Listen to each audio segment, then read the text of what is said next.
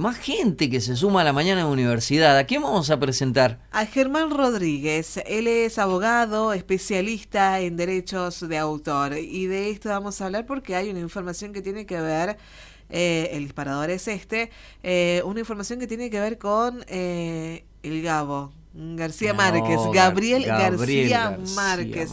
Se publica su libro Post-Mortem después de 10 años. Él falleció en el 2014 y bueno, y sus hijos han decidido publicar ese libro. Pero al parecer ese libro no quería ser publicado. Es decir, cuando estaba en vida él, ya estaba en sus últimas horas. Desde su decisión no quería... No quería publicar. Pero bueno, mirá qué interesante. ¿Qué pasa ahí? Bueno, le vamos a preguntar a él que sabe. Ya lo saludamos. Germán, gracias por venir. Hola, muy buenos días a la audiencia. Espero que estén teniendo una mañana fresca, por lo menos para lidiar un mejor con el calor de ayer, que estuvo terrible. Eso. Y sí, vengo a hablarles de la 11ª novela de Gabriel García Márquez, que viene siendo un bestseller, lo cual es admirable porque sí, murió hace 10 años. Así que hay que admirar la capacidad de venta, ¿no? Tremendo, ¿no? De semejante escritor. Sí. Y sí, el 6 de marzo se publicó, que hubiera sido su cumpleaños número 97. Se decide publicar esta novela que ya se sabía que existía porque estaba en los archivos. En su momento, la universidad, no lo tengo bien anotado, pero es la Universidad de California, creo, que compra los textos originalmente. Compra también este manuscrito que básicamente estaba desperdigado en un montón de textos, pero finalmente existía una suerte de manuscrito completo. Y se conocía que existía una obra, la 11ª obra, y entra en esta discusión, ¿no? Si valía la pena publicarla, si no. Los hijos lo que hacen es, estuvieron conservando esa obra, recopilan un manuscrito más o menos completo, y se reúnen con el viejo editor de Gabriel García Márquez, a quienes le mandan el manuscrito y en conjunto hacen la publicación. Y justamente entra esta disputa, ¿no? Porque la obra, en teoría, Gabriel García Márquez había dicho desgraciadamente Gabriel García Márquez lo ataca una demencia senil muy grande antes de fallecer, entonces es lo último que puede llegar a escribir antes de que empiece a perder la conciencia. ¿Pero Gabriel García Márquez pudo terminar este libro? En teoría sí, la obra está terminada, lo que pasa es que no estuvo pulida a niveles, cuando los hijos lo presentan en sociedad dicen que no está tan pulida como otras obras del autor. Si bien están los componentes de realismo mágico, están los componentes narrativos tradicionales de las obras, no es no vamos a leer 100 años de soledad, no vamos a leer con el que él escriba, sino vamos a leer una obra, una obra póstuma, una obra casi finalizada a nivel narrativo, pero no finalizada a nivel pulido. Y bueno, entra un poco el debate, qué hacer con las obras de la gente que fallezca. O sea, muchas veces los autores dan estas órdenes. Los hijos lo que decían es que en realidad cuando Gabo no quería que la obra se publicase, directamente decía que la quemaba. Él directamente la quemaba, como muchos autores hacen eso. Y que esta obra no la quemó ni la publicó, quedó en el limbo. Entonces que no sabían qué hacer. Y bueno, como digo, hay autores que que dicen esas órdenes, no se respetan. El mejor ejemplo es Franz Kafka, que él dijo que todas sus obras debían ser quemadas y Max Loebel dice no y las publica contrario a la última voluntad, y por eso conocemos libros desde El proceso, que es la última obra que tiene acabada, a La metamorfosis. Otros autores que dan la orden de publicarlos aunque no estén terminados, o directamente no, que básicamente sucede con otras obras póstumas, otras obras que están sin finalizar y se publican, como es la última obra de García Lorca. Y después tenemos otros autores que los herederos terminan absorbiendo mucho los derechos y digamos conservando la publicación de las obras, y pasa con, por ejemplo, las obras de Borges, que María Kodama fue muy, muy restrictiva con el uso de las obras, no autorizando adaptaciones, no autorizando republicaciones. Bueno, ahora están en un limbo, desgraciadamente, las obras de Borges, porque como al fallecer María Kodama el anteaño pasado, murió en 2021, lo que pasó es que las obras pasaban a los sobrinos. Y está dividida la autoría entre varios sobrinos, y las obras de Borges hoy en día no sabe quién las tiene. Ahora, Germán, te pregunto, porque estamos hablando de autores ya consagrados, ¿sí?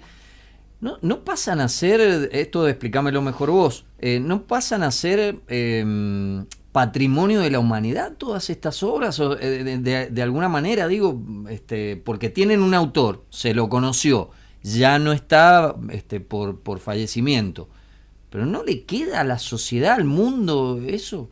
En teoría sí, pero el dominio público llega tarde. O sea, las obras pertenecen al autor durante toda su vida y hasta mínimo, de acuerdo al convenio de Berna, 50 años del momento de la muerte. Mirá. Desde que uno se muere, tiene 50 años que le pertenecen al autor. Bien. Incluso países tienen mejor, digamos, legislaciones más benevolentes en ese sentido, como Argentina, que es 70 años después de la muerte. Por ejemplo, las obras de Berni hoy en día, los cuadros no son públicos, pertenecen a una fundación que tiene los derechos. Las obras de Bioy Casares, las obras de, por ejemplo, ahí no me va a salir, Leopoldo Lugones, tampoco son públicas, porque los tiempos no dan. Que a comienzos de año, se acuerdan que tuve una comunicación telefónica con la gente que estaba acá en la programación de verano, hablábamos sobre el dominio público y cómo es que ahora toda la audiencia es dueña de Mickey. Porque Mickey se le venció liberaron el primer Mickey. Exacto. El primer dibujo que habían hecho, entiendo que liberaron los derechos y ahora cualquiera puede hacer uso. Por supuesto deben haber algunas limitaciones, pero... Las limitaciones son complejas porque básicamente, como vos decís, está el primer Mickey. O sea que se puede usar a Mickey, se puede usar a Minnie, se puede usar a Pete, pero se puede usar esa versión de esa Mickey. Versión, claro. No tiene guantes, no usa un overall rojo y está en blanco y negro. Si nosotros tomamos el Mickey actual y lo utilizamos, Disney nos va a caer con una demanda por uso de... con un cesidecista porque estamos violando la ley de copyright. Bien. Entonces pasa eso con estas obras. O sea, son obras que tienen una trascendencia cultural. Sí. Pero pasa que conservan los derechos los herederos. Y los herederos en este caso son herederos que son activos. Otras cosas pasan, por ejemplo, con obras a las cuales los herederos se pierden o se desconoce, que ahí hay como una suerte, por ejemplo, nuestra ley habla de 35 años, que permite una suerte de republicación si los herederos no han activado ese derecho durante mucho tiempo, ¿no? Bien. Cuando uno habla de obras, lo importante es saber que los derechos morales, el derecho a establecer qué hacer con tus obras o a quién le pertenecen, se muere con vos. Claro. El derecho patrimonial es el que se queda en tus herederos, y eso es el debate, ¿no? Los herederos tienen el derecho total, entonces, por más que Gabo haya dicho que esa obra no quería que se publicara, los herederos podían publicarlo, podían prenderla a fuego, estaban en acervo hereditario como cualquier herencia, ¿no? Ahora, tenés marcos legales distintos, digo, Argentina tiene una jurisdicción, me imagino que, no sé, México tiene otra, Estados Unidos otra, hay diferencias. Claro, ¿sí? Claro. Por ejemplo, Estados Unidos tenía una de las leyes más, la Copyright Millennium Act, que también se llamaba la ley Disney, tenía unas reglas mucho más restrictivas con el derecho a autor, porque hicieron en su momento, en los 80 y en los 90 se hizo mucho lobby por parte de Disney para evitar que Mickey cayera al dominio público. La regla en realidad es más o menos, porque lo firman 174 de los 192 países reconocidos por la ONU, sería el convenio de Berna de 50 años desde la muerte del autor. Es como la regla de oro, pero 50 años es mucho tiempo. Es mucho. Implica que hay obras, por ejemplo, recién el año que viene entraría Peter Pan al dominio público, cosas así. Ninguna película de las de Disney está en el dominio público, excepto los cortos. Cierto. Algunas producciones de la MGM, pongámosle. Este año entró algunas obras están empezando a entrar al dominio público algunas obras de Agatha Christie, pero no todas. Entonces... Y además está el problema de que entran las obras, pero no las adaptaciones, o entran las adaptaciones y no las obras, entonces se empieza a generar una serie de vencimientos consecutivos, y en el fondo lo que termina sucediendo es, ¿qué pasa con nuestro arte cuando fallecemos?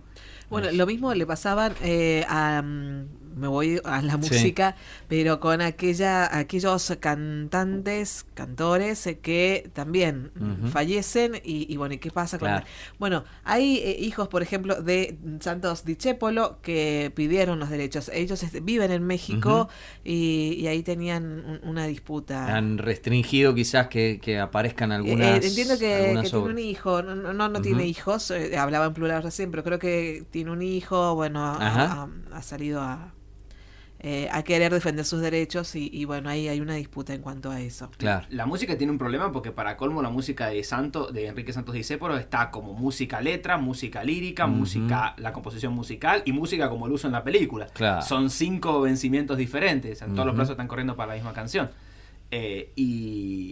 Y si bien eso, bueno, qué sé yo, pongámosle en estos casos en los cuales existen organizaciones, digamos, sociedades de mutuas de gestión de derechos, por ejemplo, SADAIG o ICAPIF, por lo menos uno tiene como la facultad de poder pagar el derecho al uso de la música, paga SADAIG, paga CAPIF, ICAPIF y bueno, lo usa. Pero con la literatura, que apenas si existen gestiones colectivas como Cadra y recién están arrancando, está difícil porque es como, ¿y a quién le pido permiso si yo quiero hacer una obra?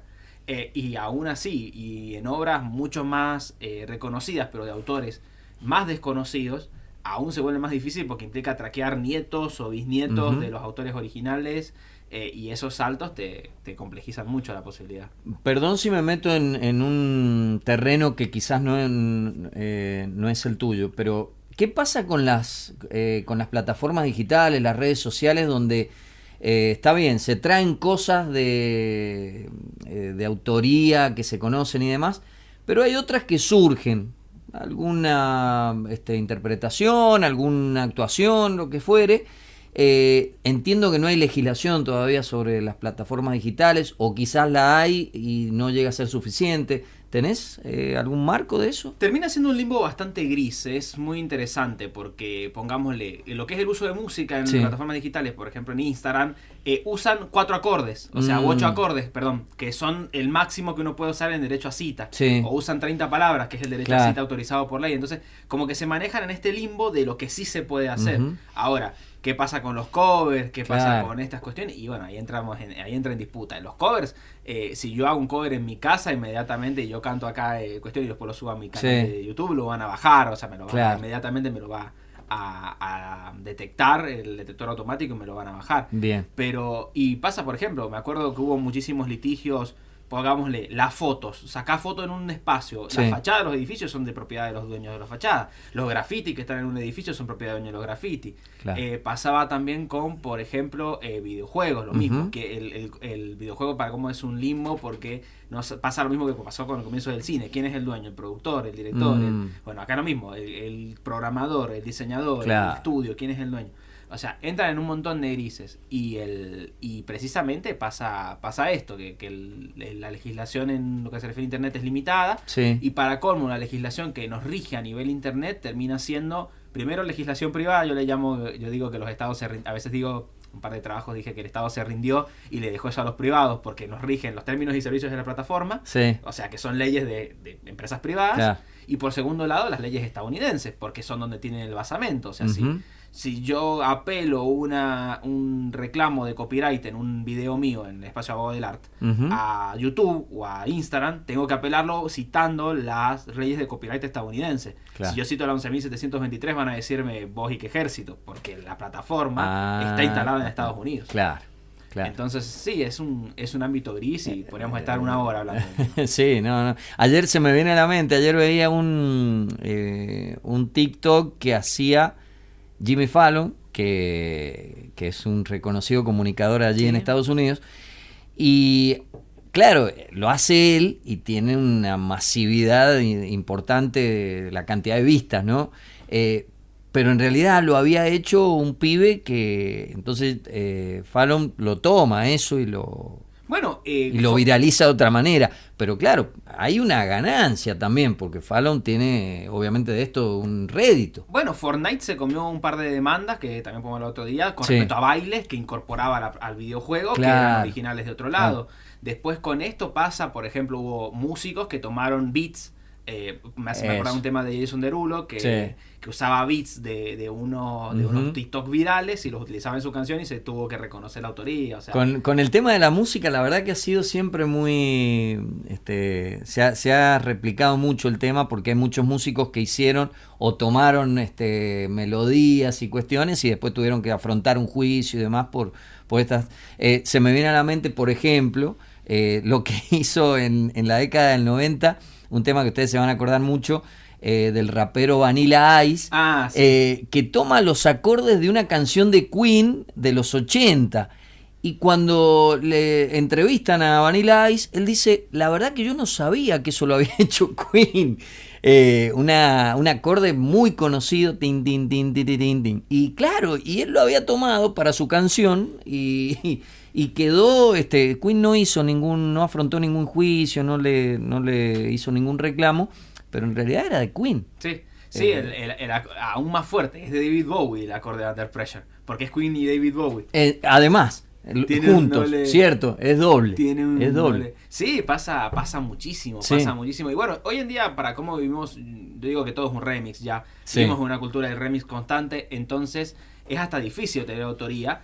Y aún así en la música, después del caso de Blurred Lines, no sé si ubican el tema de Robin Thicke, que fue demandado por la familia de Darren Gay, los créditos musicales hoy en día son de 12 a 15 artistas, porque todos los artistas prefieren acreditar a un artista y perder un 1 o 5% de las regalías antes que comerse una demanda que los termina sacando del aire, básicamente, porque la música litigada, las radios no la ponen. Claro. Bueno, van a poner una canción que ya veo que ponen play e inmediatamente les cae una carta de documento. ¿Qué pasa con aquellos políticos que utilizan las canciones de los artistas? Eso es buenísimo. Bueno, hay una cuestión. Si los políticos pagan el derecho a usar la canción, independientemente de que los músicos no estén de acuerdo con el uso, precisamente pasó acá con La Renga, pero también pasó con Donald Trump en Estados Unidos, que precisamente usó un tema de Linkin Park sobre criticando la guerra en el de Tormenta del Desierto, de Escudo del Desierto, y después Donald Trump usó en su campaña, que fue bastante irónico. Pero lo que sucede fue eso, que si el funcionario público paga los derechos al uso de la música, los puede usar independientemente de que el artista no quiere relacionarlo.